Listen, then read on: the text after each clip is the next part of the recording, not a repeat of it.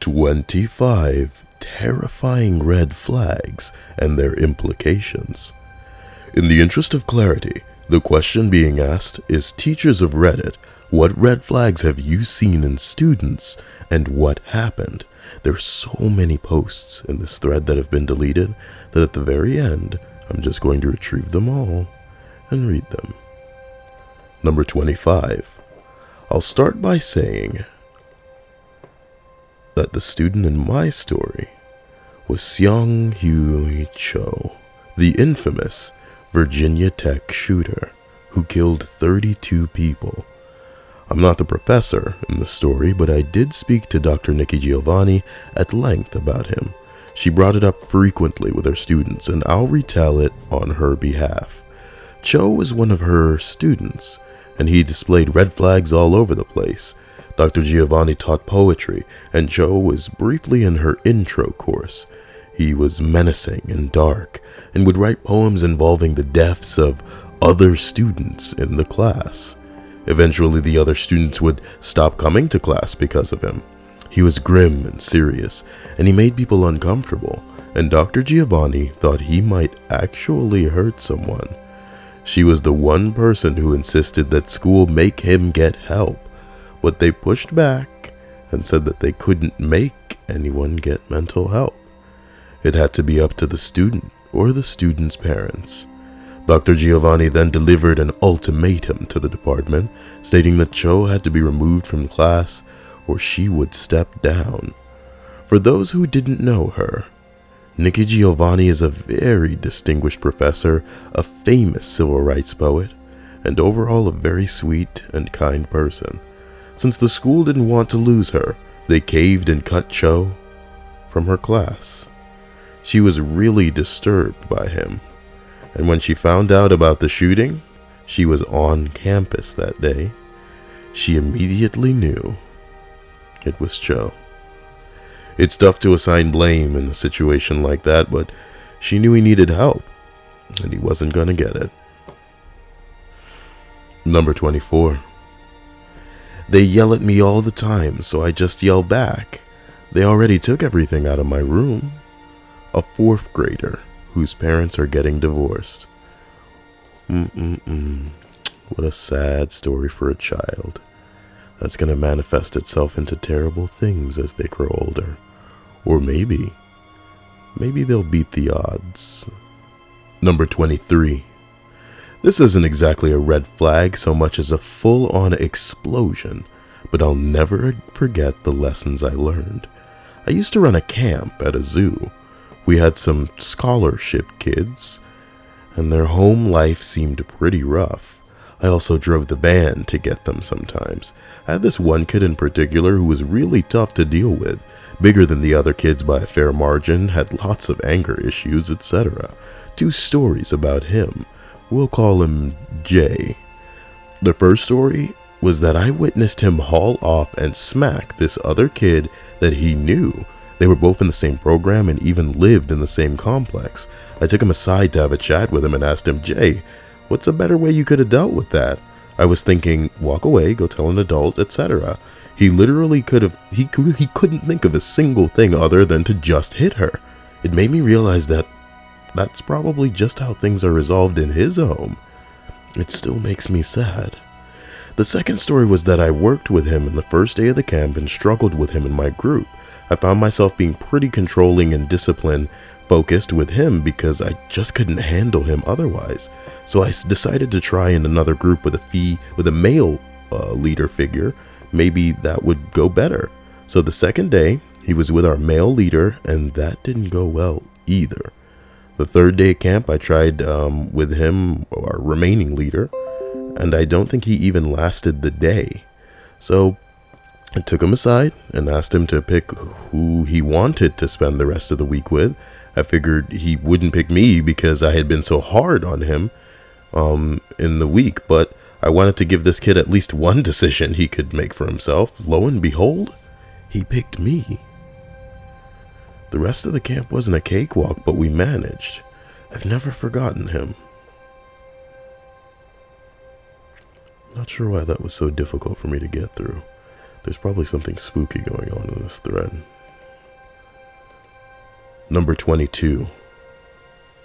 I'm late to the thread, so this'll probably get buried, but I'll post it anyway. A few years ago, I volunteered to mentor kids in the program for low-income, at-risk kids. Twice a week, we took them to the Boys and Girls Club, fed them dinner, and did activities with them in small groups. We didn't have enough adults for one-on-one attention. It was 2 to 3 kids per adult. We ate dinner with the kids and just paid attention to them. I got assigned to the youngest girls in the group, Katie, a 4-year-old still in preschool, looked like a live Cabbage Patch doll with chubby cheeks and dimples. Katie was very sweet, but I quickly found that she was a chronic liar. Every time I saw Katie, she'd have a new wildly impossible story. She told stories about surviving fires, about going on trips, and about finding magical places. It all sounded like things she'd seen on TV. Sometimes, her stories didn't even make sense. One day she'd talk about her mommy being sick in the hospital, and the next she'd be talking about her mommy taking her to a theme park.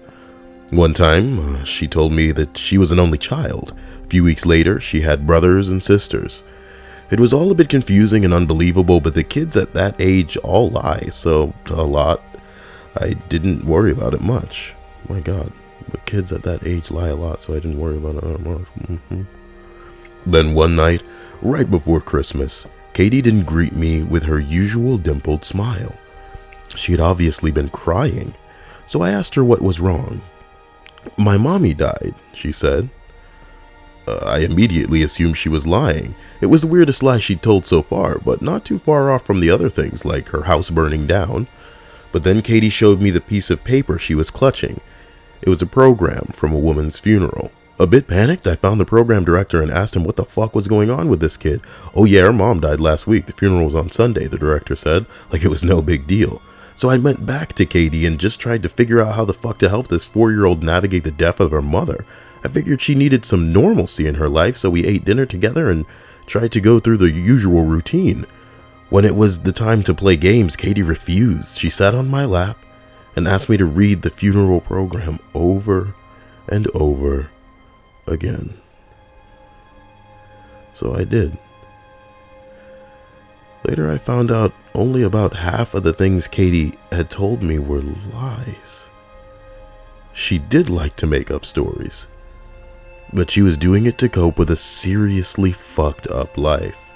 Her mom had been dying of cancer for the last year, and no one in the program bothered to fill me in on that, even though the director knew that was why she was with us. It was why she was with us. The reason her family situation was so confusing was that she was in foster care and she was calling both her mom and her foster mom Mommy. Oh shit. She told me she was an only child 1 week and then talked about brothers and sisters the next week because she had gone to a foster home with other children. I felt like shit for not believing her. I'm still mad at the program director for not mentioning that the kid's mom was dying. This is a story, ladies and gentlemen. I don't think it's gonna get. I enjoyed this. Not in like a morbid way, I guess. You know what I mean? I enjoyed the fuck. I do not enjoy what this girl had to go through. But as a whole, like, holy shit. They weren't lies. Just coming from a child, it's like, holy crap. What fucking number are we on? And is this bullshit really making noise every time it starts the song over? Because that's really pissing me the fuck off. And I'll be the one really doing some disturbing shit in here if it doesn't calm that shit down. I don't need pop-up notifications every time the song starts over. Number 21. Ooh, you got a lot of big shoes to fill here with this one. I was a teacher's assistant in an after-school tutoring program at public school back in the late 90s. I noticed one girl, we'll call her Stacy, right away, 7 years old, who was only allowed to use the restroom with supervision, and the restroom had to be empty of all other kids. On my first day I was helping her, and she was scooting around in her seat a lot, and she said, "My cunt itches." I thought it was a very odd thing for her to say, so I asked about her, and holy crap, I will never forget it. Stacy was born to a 13-year-old girl who was raped by her father. And the dad/grandfather molested her as a baby as well. So that's the gear we've shifted into for this thread, folks. And this is pretty low on the entry, so it's only going to get crazier. Buckle the fuck up. When she was young, her mom started bringing men home for prostitution purposes. The mom would service the men with her daughter laying in bed next to her, and it was pretty much a given that Stacy was molested by those men as well. Her mom also smoked heroin with the daughter next to her. She was taken by Child Protective Services and was in foster care when I taught her. This poor kid would attempt to molest other girls in the bathroom and scream sexually explicit phrases at any given time. She would masturbate and pee everywhere in the bathroom if not supervised. This poor girl was kicked out of every foster home for acting out sexually. Finally, they found a lady who was a social worker who dealt with juvenile gang members, and she was tough as nails. Nothing scared her. She agreed to take Stacy in. Slowly, we began to see the sexual aggression stopping. She stopped wetting her pants and yelling obscenities. She still had to be supervised around other girls in the bathroom, but she began playing appropriately. 6 months after Stacy got her new foster mom, she was reading and writing and acting almost like any kid her age. Speaking to her foster mom one day, she said that she had begun to process to adopt Stacy, and if she could get through another school year without any behavioral issue, she would be adopted. I had to leave to go to college, so I wasn't able to see it, but my old boss emailed me and said that the adoption had been finalized and they moved to another state so Stacy wouldn't keep getting flashbacks from old places. I desperately wish I knew how she turned out. We can only hope that things have fucking panned out for this poor girl. Jesus Christ. You know what I mean? I'm not judging anybody for what they're going through. We've all been through some shit. Some of us have been falsely imprisoned. Some of us have lost things and it hasn't been fair. Some of us have been targeted and used as doormats and shit like this, But our lives fundamentally did not start with us pretty much being shot in the foot before we can even leave the gate for our race, so to speak. So a little bit of perspective and we're moving the fuck on. Number 20.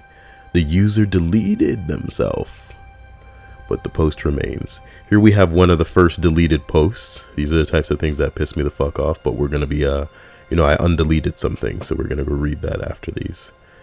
We'll assume this is number 20. I worked at an elementary school for years. Why are you reading it like that, Kyle? Focus, Kyle. And there was the kid I swore was a sociopath. All children are sociopaths, come on, man. But this is going somewhere, so let's go. He was very smart and manipulative, but he also gave me the creeps. He would often find ways to hurt kids by getting other children to do his dirty work. He was so good at spinning this manipulative web of lies that the children would blame each other, leaving him completely out of it. That's how you do it. Even when he was caught red-handed, which wasn't often, he would deny it.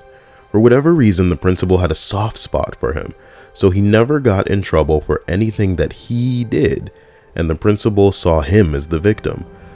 I won't be surprised in the slightest if I see that kid in the news someday for killing people and or hurting people in some way. Well, come on. He probably got a lot of shit for this post because, all kids are kind of bad like that. A lot of kids got to test the waters. That's how they, as crazy as it sounds, especially when you're a little boy and shit like that, the only way to see how the world works is to see what you can get away with. And hopefully the right people are situated around these children at this very, very intense and specific portion of their development to establish those boundaries so that they don't grow into monsters. Because if you gave a lot of kids a gun and a knife and just told them to go nuts, then, you know, they would just keep upping the ante. Unfortunately. Number 19. Teaching a kid right away. What? Away? Teaching a kid right now that one of my colleagues jokingly said about, if anyone is going to shoot up our school, it's going to be that kid. Ugh. He is rather quiet, looks a little off, and can be out of tune with his social skills. God forbid, right? Everybody needs to be talking to everybody all the time. Some of y'all are begging to be killed, you know. I'm just saying. He was tested to have a high IQ, but never really shows it. You know, God forbid. Doesn't like anything with more challenge. In short, something in him raises red flags. He is not angry, sad, or evil or anything like that.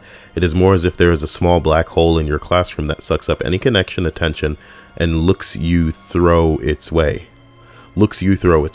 Okay. Hope these red flags turn out to be nothing more than a general uneasy feeling. We all feel like this, don't we? You know, when I was younger, I had to pretty much go out of my way not to say anything because immediately the voice would make everyone turn their head. Immediately the vocabulary would set me apart from somebody who's trying to fit in with other people and use slang to be all talking like a certain way so y'all don't bat your eyelashes or think twice. Am I hearing things?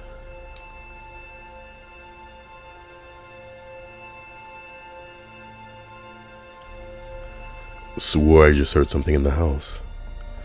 This list is getting pretty creepy. Number 18.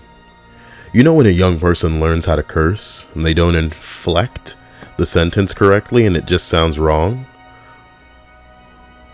What the fuck becomes what the fuck? I can't even say it wrong. It just sounds weird. About 3 months ago, we were having a conversation about his college application, and he just said, yeah, well, if I don't get into MIT, I guess I'll just kill myself. It didn't sound like a joke. It just sounded wrong. Like he inflected it incorrectly. It threw me off. I scolded him. Hey, dude, easy. Don't joke about that stuff.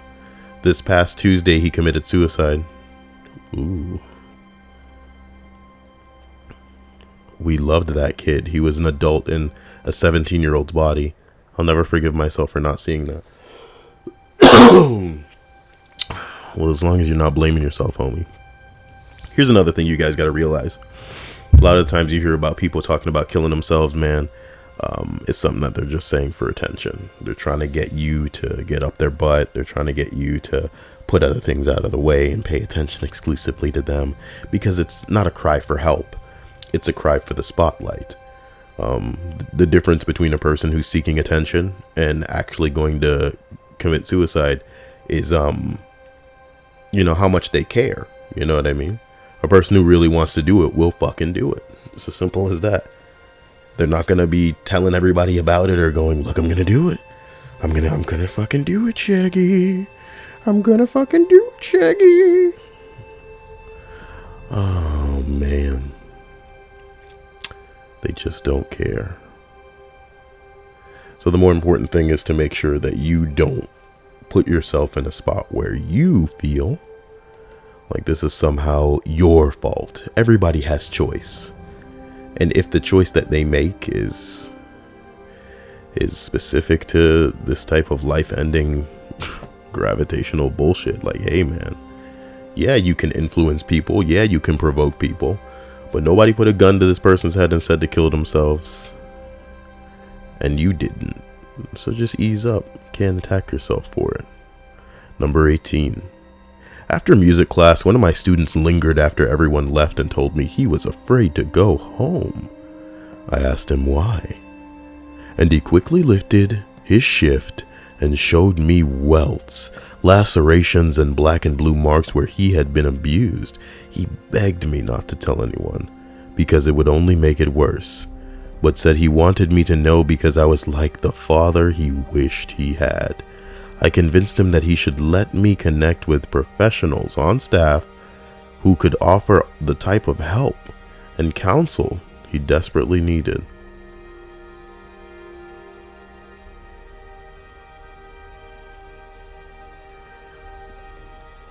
Nothing more to that. All we can do is hope that things made sense in the end. Number 17. I work in an inner city school in an under-resourced neighborhood. There are so many red flags everywhere, every week. I couldn't count them all.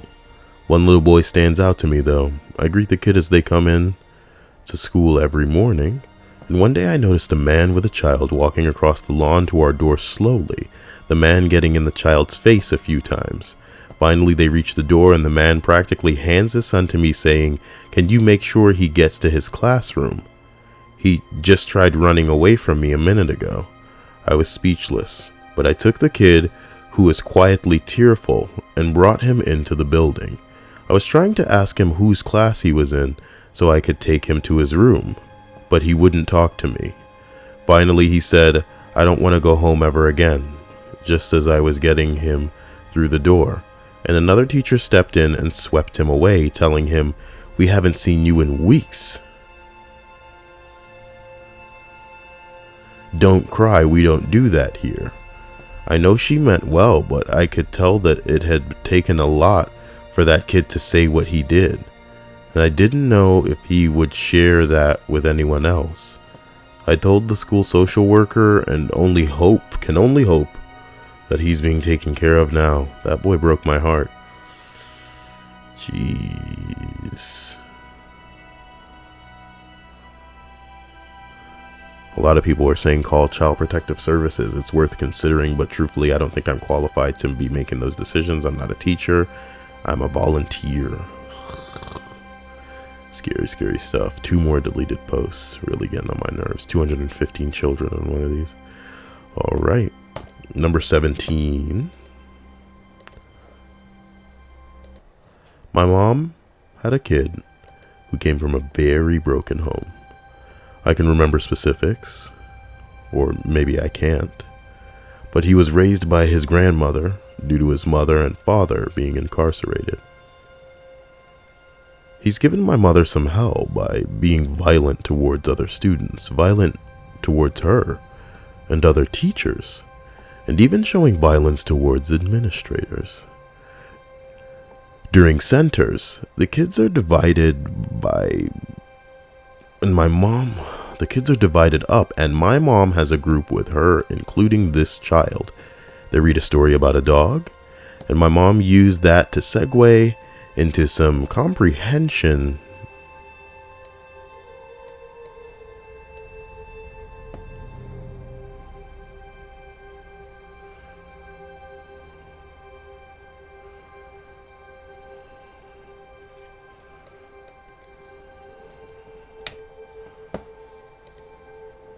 Zoom, zoom, zoom.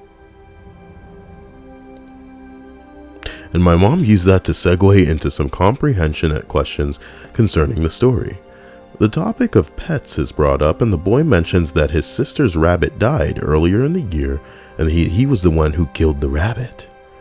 My mother gets a bit concerned and asks the boy if it was an accident, and he replies that it wasn't, and that he choked the rabbit until it stopped breathing.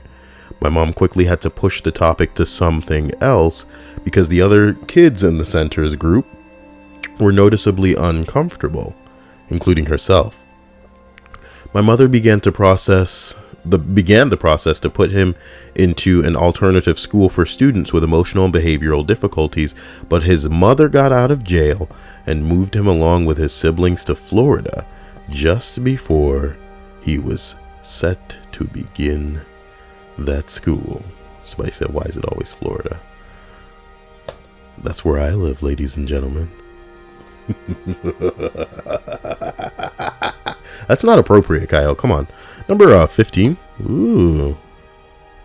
Why are you editing the post? I don't know where it starts now. I've never made any comment that exploded in my inbox like this. I am humbled. Shut the fuck up, bitch. Penny Lane is in my ear. Anyway, I'm that teacher, okay? I'm that teacher that students find to discuss their mental health and home life issues with. Yeah, up your ass in one sentence. Possibly due to the subject that I teach, health. But I think it also has something to do with my personality. You want to tell us your horoscope at the same time, bitch? I only teach 10% of the school, but have spoken one-on-one to probably 60% of the kids at some point. Congratulations. Many of them find themselves crying or just moping outside my classroom and know that I will speak to them or give them sort of advice. Once in a while I find a kid who takes advantage. Thank you for the introductory paragraph, as well as you editing your fucking fuck. I swear to God, I keep hearing shit.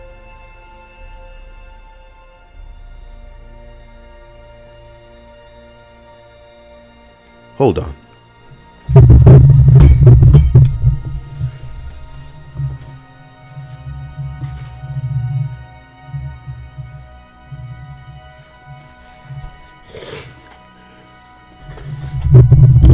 I apologize. I think there may be a noise in the MP3 that makes me think that something is going on somewhere in the house.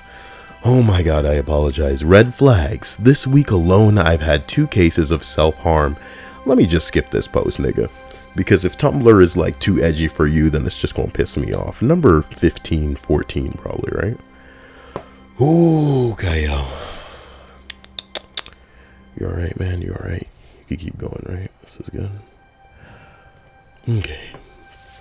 Had a high school student who was a well-known white supremacist wear a bulletproof vest to school one day, quietly called administration to come take him from the class.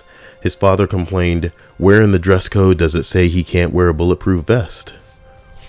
That was a big red flag. Later that year, the kid was expelled for extorting money from other kids by threatening them with a screwdriver. A year later, the student got shot in the face and lost his entire nose. And he's now in prison. Damn. What goes around comes around. I guess that bulletproof vest couldn't protect your face. What power?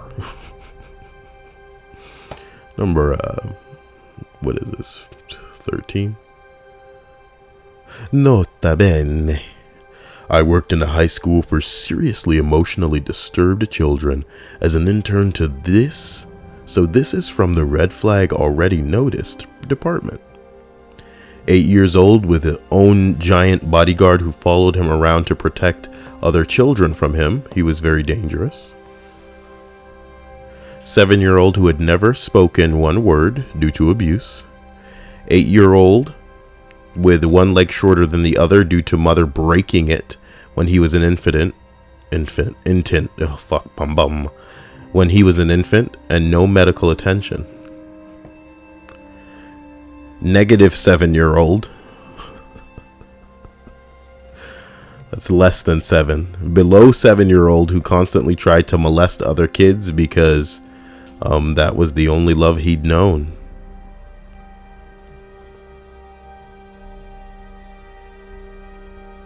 I'm hearing all manner of shit in here. For real, like I feel like everything is moving around me right now. This is freaking me out. Okay, these kids broke my heart every day that they persevered and kept trying to learn, and yet had no real future ahead of them. Yes, they are miracles, but these kids wouldn't see too many of those. Worst mistake I ever made was deciding to pursue my original career rather than going into SED teaching. Very, very rewarding work. Oh, sweet God, we have got some shit to go through. This is like some manner of love that I must have for the subscribers, because these are long. Number 12, 13? My mom worked at an elementary school during and after my stay there. She worked as a teacher's aide and wouldn't help out during lunch. She would help out during lunch. Oh. While I was in middle school, she told me about a little girl who came to lunch every day with a crummy smushed sandwich and nothing else to eat. Her brother, on the other hand, would get a more acceptable lunch. She said that the first few times they noticed it, they would offer milk and fruit to her, but the brother would just take it away from her. So they had to start waiting for him to finish his own lunch and go outside for recess before they could feed her. I don't know what happened with her after that, though. but I felt so much anger at the snot-nosed brat. What the fuck was wrong with that family that even the brother was putting down that little girl?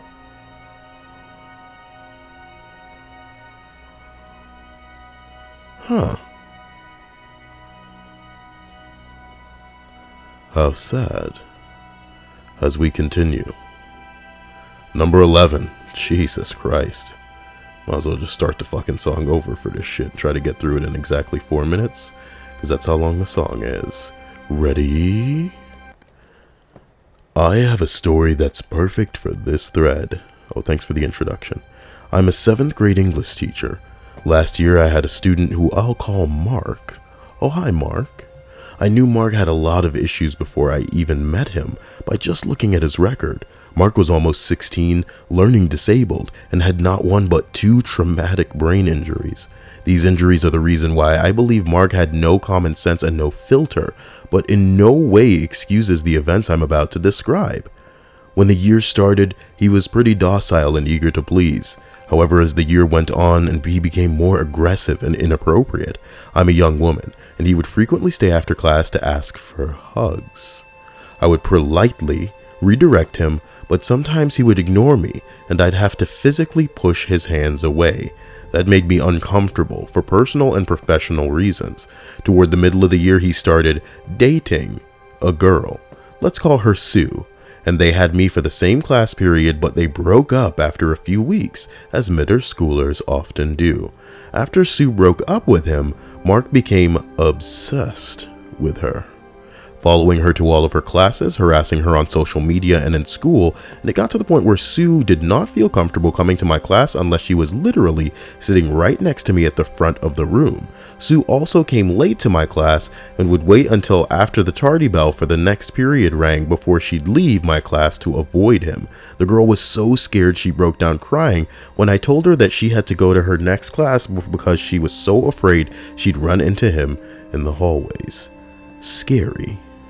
Learning disability guy. Oh, hi, Mark. I emailed our deans and guidance counselors about Mark's harassment and reached out to both Sue and Mark's parents to let them know what was happening. The school established a no contact contract between them, sort of like a school version of a restraining order. The things got a little better for Sue, but Mark's inappropriate behavior did not end. A couple of weeks later, I was out for a doctor appointment when I get an email from the dean at my school saying Mark has been suspended out of school for 10 days. A student only gets 10 days for OSS if they're about to be expelled. And I was freaking out thinking that he had done something to Sue. Sue was fine, but Mark, as a prank, had pulled down the pants and underwear of a kid, I'll call him Ryan, in front of the entire class. From what my students told me the next day, Mark was laughing and making vulgar, crude comments about Riot's private parts, making Ryan cry and run from the room. Ryan's parents came in the afternoon raising hell, and rightfully so, saying Mark needed to be charged with sexual harassment. At this point, I'd had enough.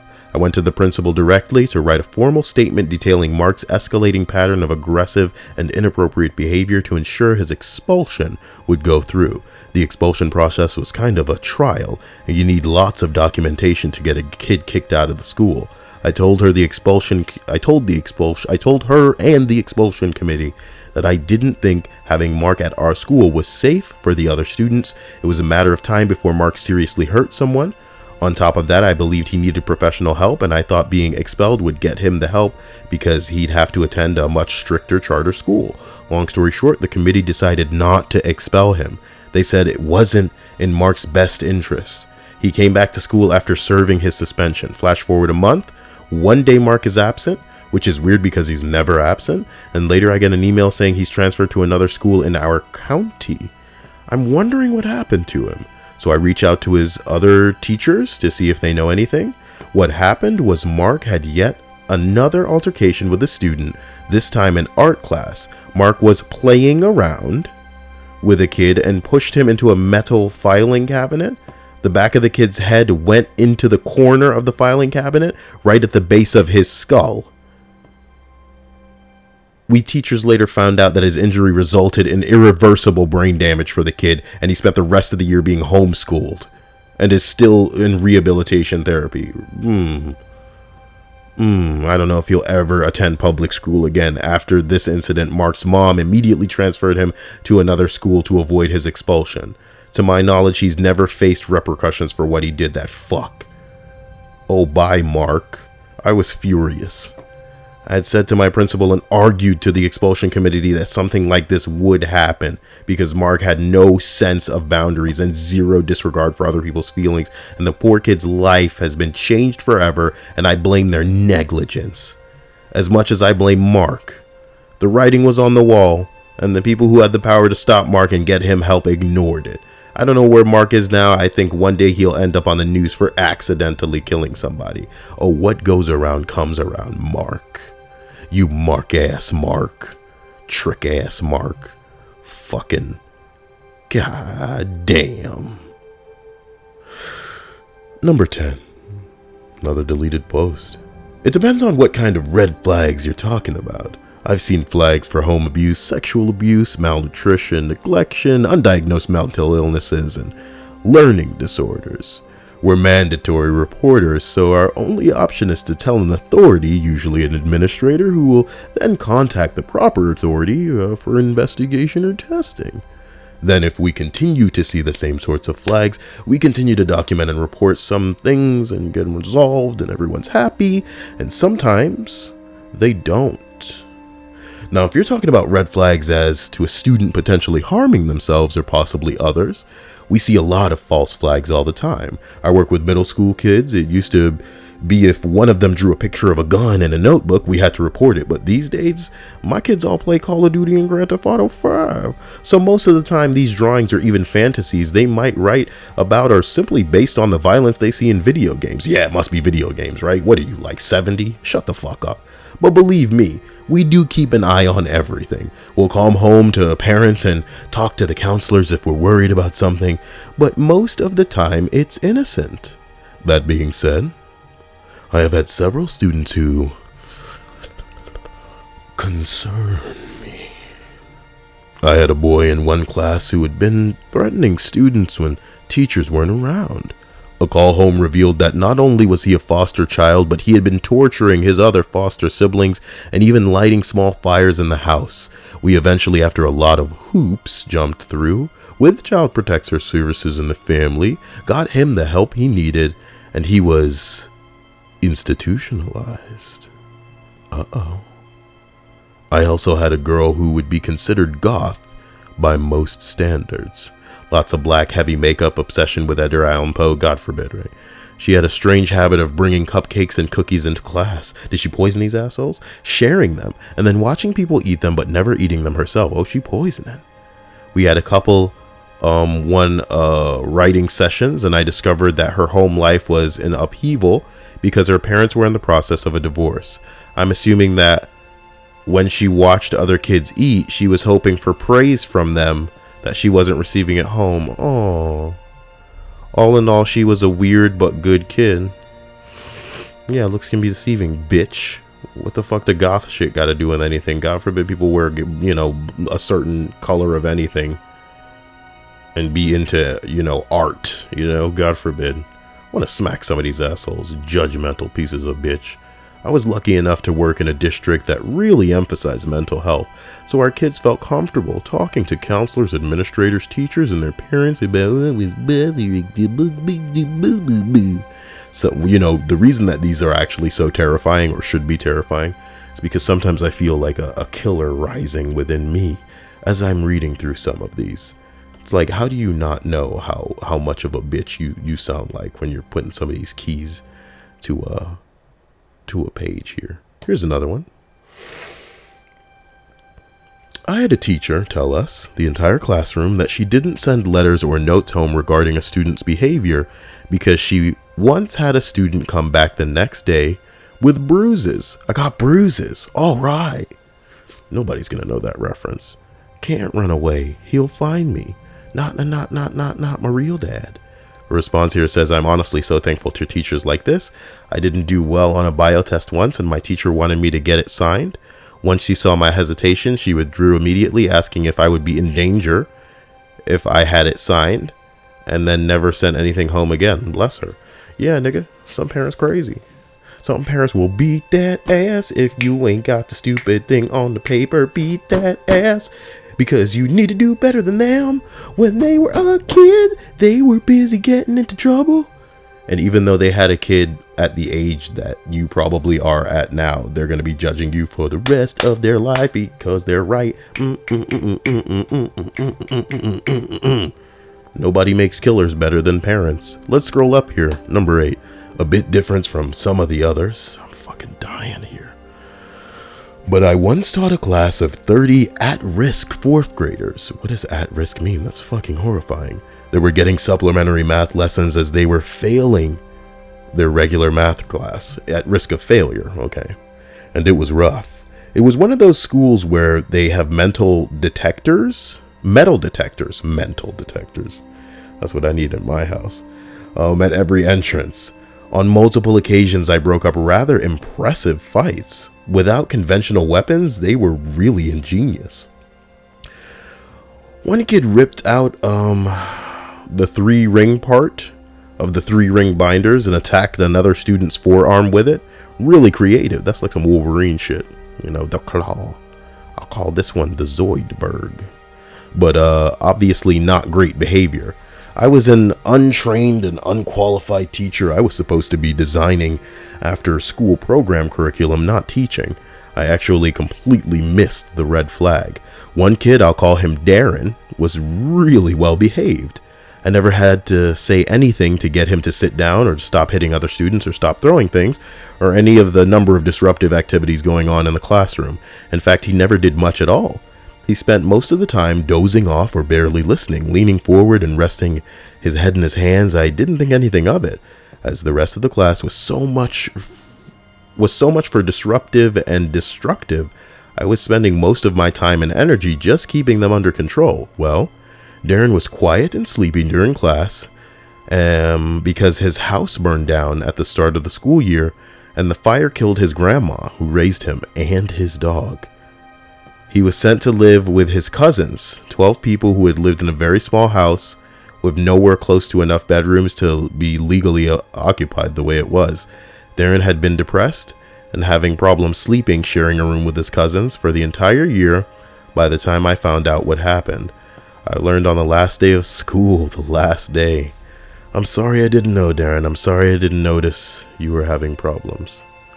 You can't know. You can't beat yourself up for shit you don't know. Poor Darren. We got problems, you know. Are we nearing the top of this? Yes, baby. 1, 2, 3, 4, 5. Number 5. Reinvigorate yourself, Kyle. You can do this. I work at a gymnastics place. I work with a group of 2nd and 3rd grade girls. This isn't going to be good. At the beginning of the year, it was fine. She was really happy, cheerful. Who is she? Look, she got along with anyone. Everyone. Then one day she didn't come. Didn't think too much of it, because they're absent a lot. I hardly ever have a full class. But one day, turned to 2, then 3. Eventually a week went by, and she finally showed up. At least physically. She looked emotionally drained, like she couldn't walk 5 feet without giving up.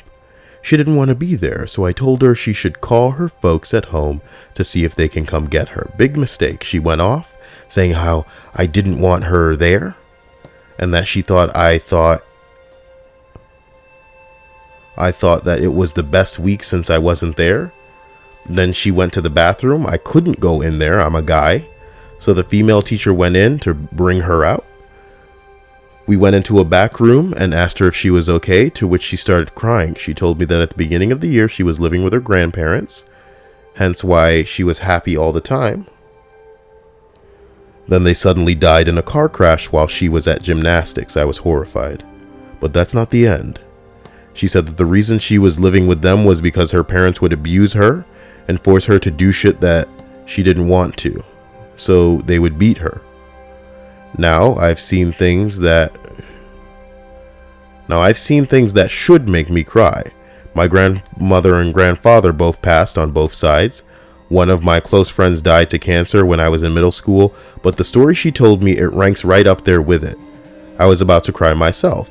No child should have to endure this type of thing. So grandfather took her away and brought her out of that life until they left. It was sickening. After 45 minutes of talking about it, I convinced her we call the police. She went to counseling. I never heard from her again. I never heard of what happened to her parents. Nigga, tell us what happened. So a lot of people have asked me to edit a reply if she comes back. No, what fucking happened? You bitch. Ugh. Number 4. I had a kid from my first or second year, so this was 1995, 96, who was pretty scary. I teach English, by the way. He was just an asshole, had an excuse for everything, tried to bully other kids. When we had discussions about literature, he wanted to derail the conversation into weird territory. It was hard to explain, but the kid was just off. At parent conference time, Mom came in, and I was careful to say some positive things, him derailing conversations because creativity, for example. Mom cried and told me no one had ever said anything positive about her kid before me. She even wrote me a thank you note. I also covered the aspects of his behavior that concerned me, of course. Anyway, after school, he got arrested for theft, drugs, and assault, and spent some time in jail. He had committed suicide before he was 30. Some people got it rough. Somebody else writes, in response to this, we had a severely autistic child at our preschool, and he was eventually forced to leave as he needed teachers with more extensive training and a smaller class size. We all loved him, but the school was just not right for him. I could tell he was getting older, but not progressing developmentally at all. That his parents were a wreck. They were devastated every time they had to come and get him because he'd lost his temper and thrown... a chair at my friend. I could see his dad had been crying, so from then on, I made it my mission to pay super close attention to Paul. And damn it, I would find one great thing he did that day. Even if it was handing me back my pen. All of his autism issues were legally required to be documented in writing, so I decided our verbal, in-person communication would be positive, only positive. Paul shared his crayons today. Paul got to hold the pointer today. On his last day before he left, his father thanked me for doing as much as I could to make Paul's transition less negative all the time. It allowed him to have days where he really felt like a normal 3-year-old who just... Oh man, that hurt me a little bit. Who just had a fun day at school. It meant the world to me. I fucking love that kid. Man, that word normal really trips me out sometimes. It could break me up in an instant because I'm not normal. I've never been normal. And I've never had a thirst for normalcy. But when I was younger and I had to kind of share space with people who wanted so desperately to just be accepted, to just fit the criteria, this cutout mold of what everybody else was to be normal. It really bummed me out. And it's not fair. Everybody should have what they want to have, especially at that age. And to not be able to be part of that is like really fucked up.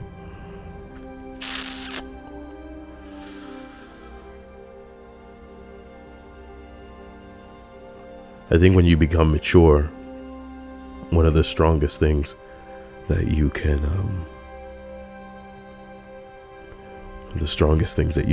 adopt is a drive, if not to do things for you, then to do it for others, even if you're trying to make it so that other people can feel a way that you felt, or that other people never feel a way that you felt.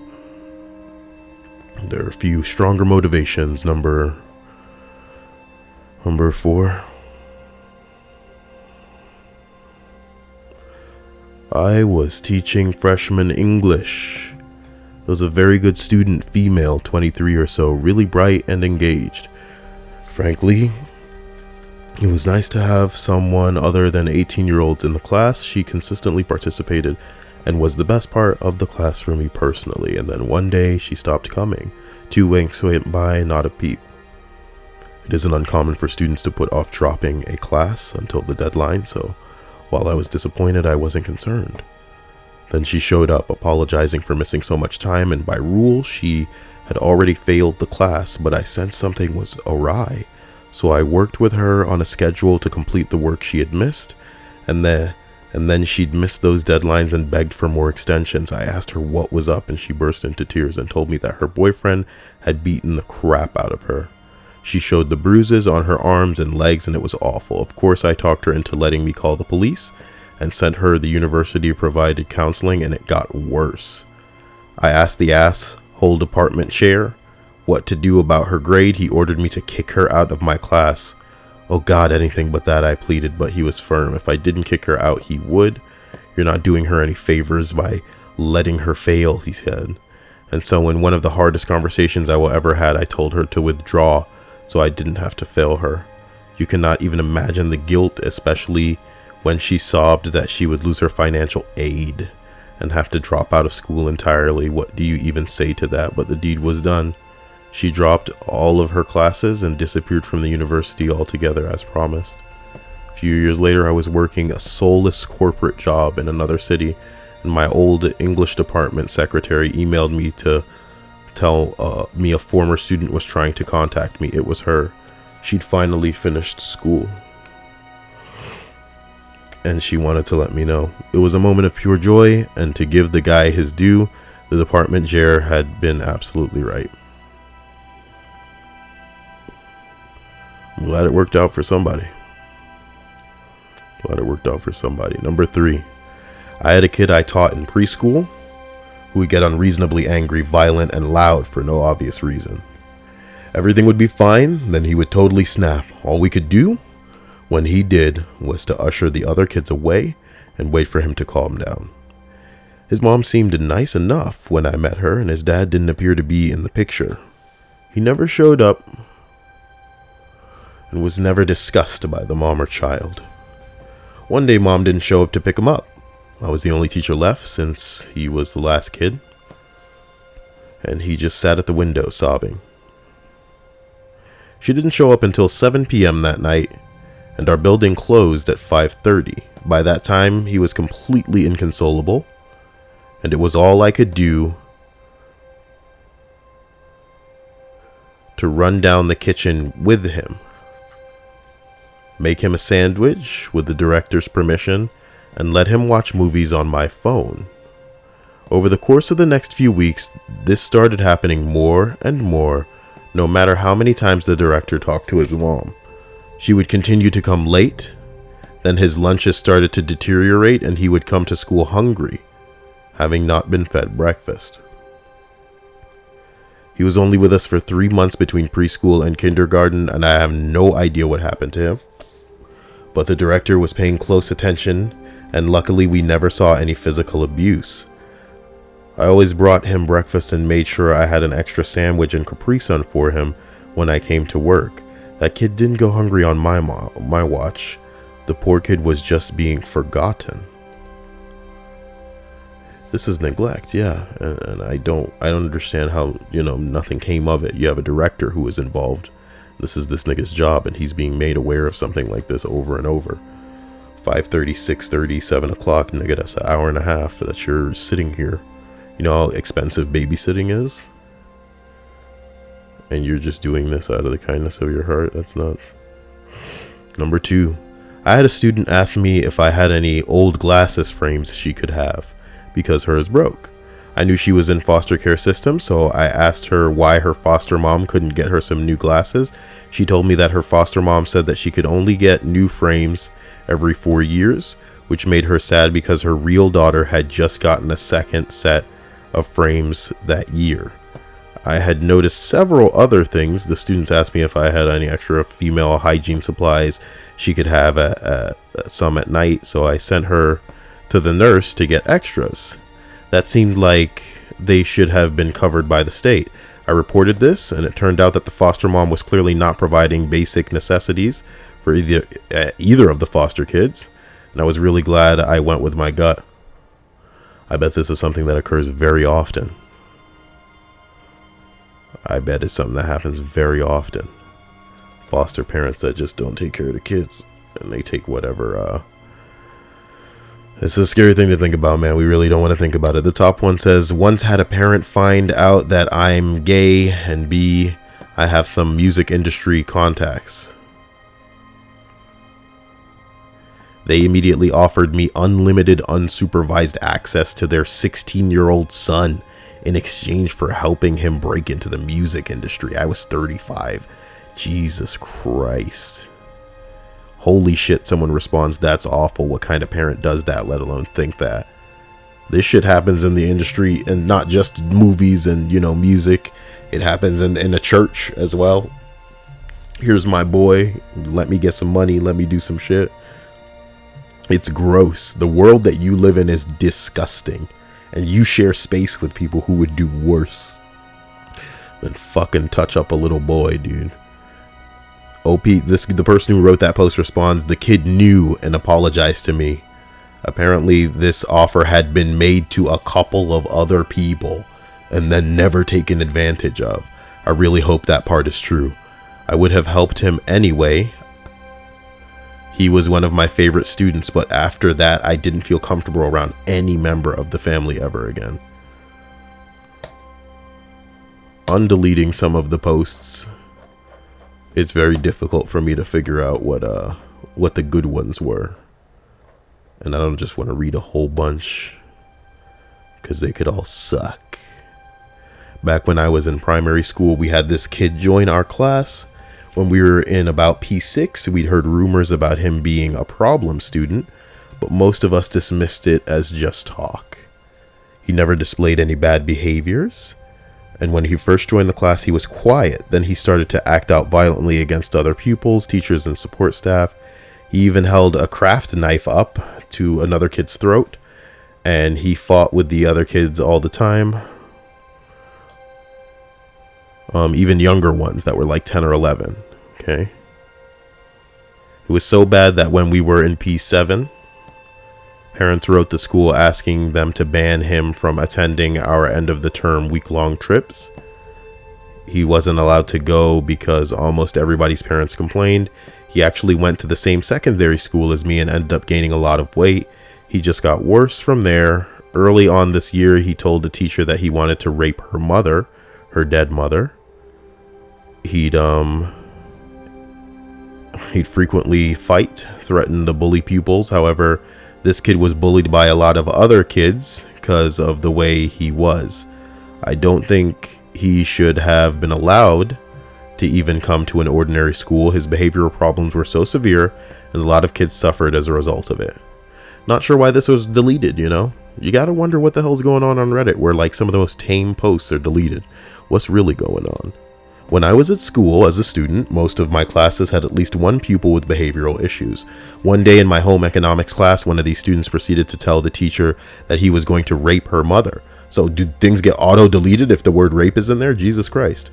Her mother is dead. There's a lot of dead rape jokes going on. What the fuck? Oh no, wait, this is the same post. This is the same poster and they deleted the thing over and over. Maybe he tried to like see if he could resubmit it and they just kept deleting it. Interesting. Holy monkey balls.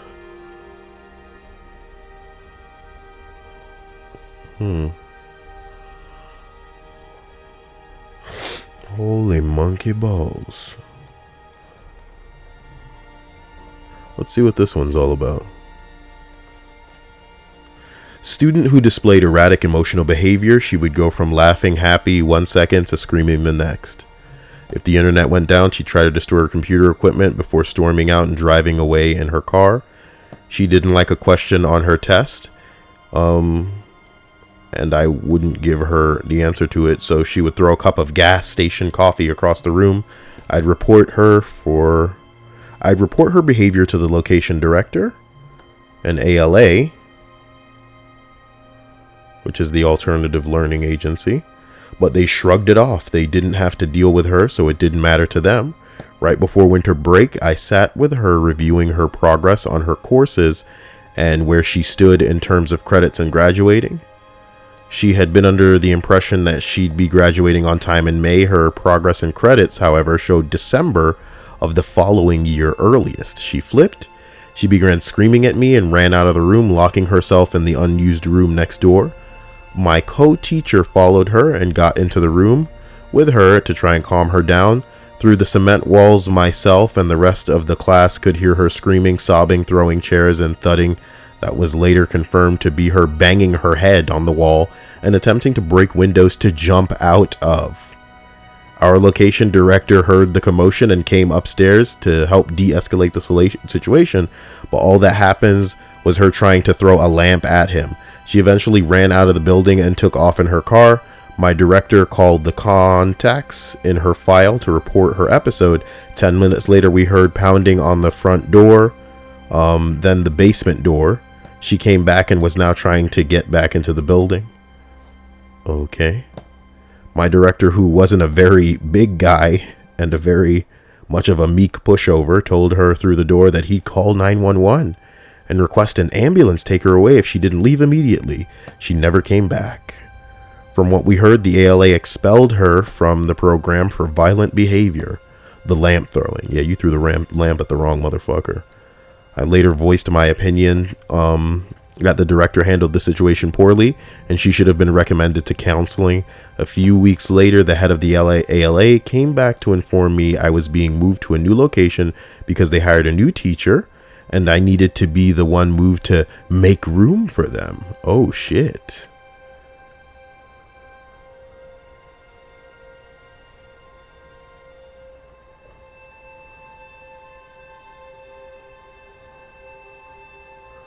Huh.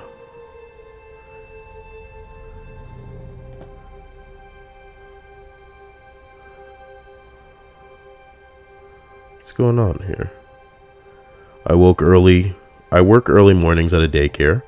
Mostly children who have parents who work in factories. All the kids slept in the early hours, but one of the two kids were awake doing quiet work. One day another teacher came in to get supplies and a young student walked up wanting a new coloring page. The other teacher looked down and said good morning, and he was a shy student, so he didn't reply. She said, "Can I have a hug?" Without even blinking, the kid said, "No, because you have a black face, and I have a white face." Oh. Instantly, she tried to explain it's okay that we're different, and he just walked away. I had to talk to Mom about that one later. She claimed he must have heard it from another kid.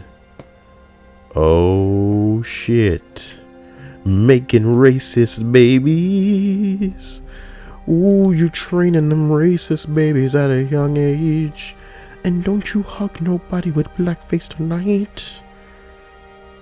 Because you got a white face and that is not alright. It's a creepy world you guys live in, guys. Let's read one more.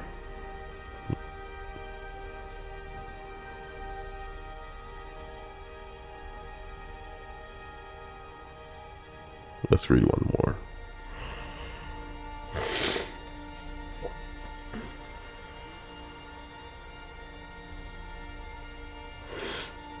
Let's try this one. Sorry, God. When I was in high school, we were dispatched to be teacher's aides for a day in an inner city private school. The first grade teacher that I was assigned to was clearly not equipped to handle any kind of behavioral issue, even simple ones. Most of her class was okay, but there was a couple of wiggly kids who were verbally corrected for getting up. More often than not, they would just start to stand up as a means of shifting weight and get in trouble. What? Or acting out for attention. Speaking out of turn, witty commentary, not necessarily disrespectful or anything. In my one day of observance, I sincerely think that it was just little kid stuff. They can't sit still and focus for long periods of time as it is, and the higher energy ones really struggle in a traditional classroom setting. So this one kid has been yelled at twice already before 11 a.m., and they take a bathroom break. a class trip to the restroom, and at this point, the teacher is trying to get them all back into the classroom and seated for the next lesson. She instructs them to go into the classroom and sit down, but this kid is at his friend's desk giggling in an effort primarily to keep him from getting into trouble again and to keep the class focused on the task at hand. I said, "Go sit down." Well, the teacher heard me and asked me who specifically wasn't sitting. I didn't know what else to do, so I just told her, and I totally wasn't expecting what happened next. She sent him home on the 12 o'clock bus with the kindergartners for standing up while doing desk work, for standing up to make his hand higher so he could participate in the class and answer the question, and then failing to follow directions the first and only time they were given. The look he gave me is seared into my memory. I had betrayed him and damned him. Apparently, he frequently got sent home on the kindergarten bus for similar behavioral issues, not fighting, just being wiggly and needing extra reminders.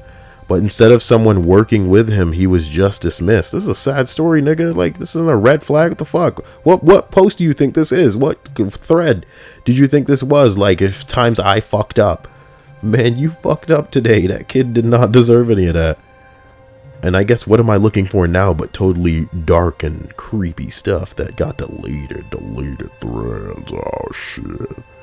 3-year-old girl pulled her pants down and invited all the boys to touch her down there. I called DHS and they said that there wasn't enough information to investigate. They went back into the room and talked to the little girl, and she said, well, X and Y touched me down there. So he called DHS again and they declined to investigate. But when they told the mom, she said she knew who X and Y were, and then arrived to yell at the little girl. 2 weeks prior, the little girl's sister had stopped taking naps. Instead, she just laid in her cot sobbing at nap time. Pretty sad stuff. My middle school football trainer, he's also a gym teacher, was arrested for sexually assaulting a child. The thing was that he never did it. The child came to him and said that a relative was repeatedly sexually assaulting him over the summer holiday, but his parents didn't listen.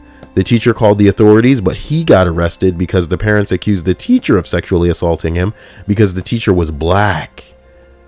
Oh shit. Well, that's how the law works. He fought the law, but he was black. That's not a funny joke, but hey, this is how the world works.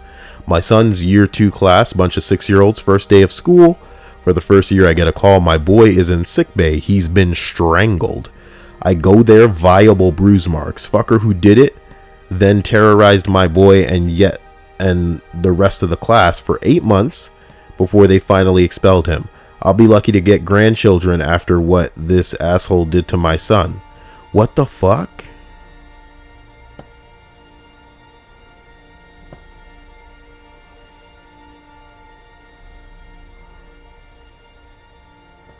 Wow, dude. Wow. Okay.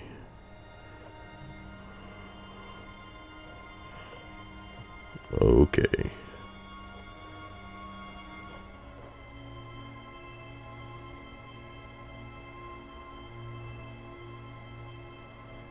Okay, this is look, it's just bad. This is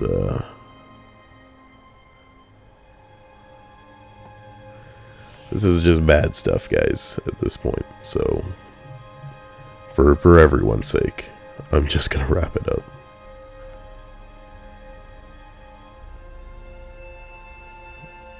Teaching English in Japan. This year 1 girl, 14 years old, is having a lot of trouble. Divorcing parents, nasty custody battle, self-harming, possibly domestic abuse. Long sleeve shirts, yeah, we get it. I probably really don't want to read any of the dark stuff. I'm a sub very often for a design class. They never know what to do, so I taught them how to draw for an entire piece of paper worth of city. What the fuck? The school asked me to grade the class, and I needed to ask what the grade each student deserves and what they want. I gave a student a 9.6 out of 10 one day, and they came back the next day with he came back the next day with his arm in a sling. I called several different people. The father ran over the child with a car for not getting a 10. Oh.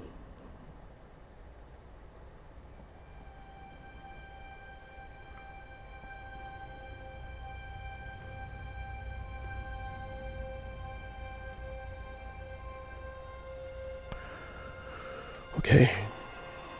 I went through this last year with a student. She was so sweet and bright, but she started really withdrawing. I got her later in the year. They had come from another state, so at first I thought she was just getting used to things, worried about people not liking her. Well, she started coming in with bruises, called it in, but there was no follow-up. Then the following week I saw that she had lice. She went home and came back the next day, and there was no change. So they sent her home again. This time she stayed out for about a week. Whenever the kids are sent home for lice, the nurse always checks in the day they return to check the scalp. Nope, still there.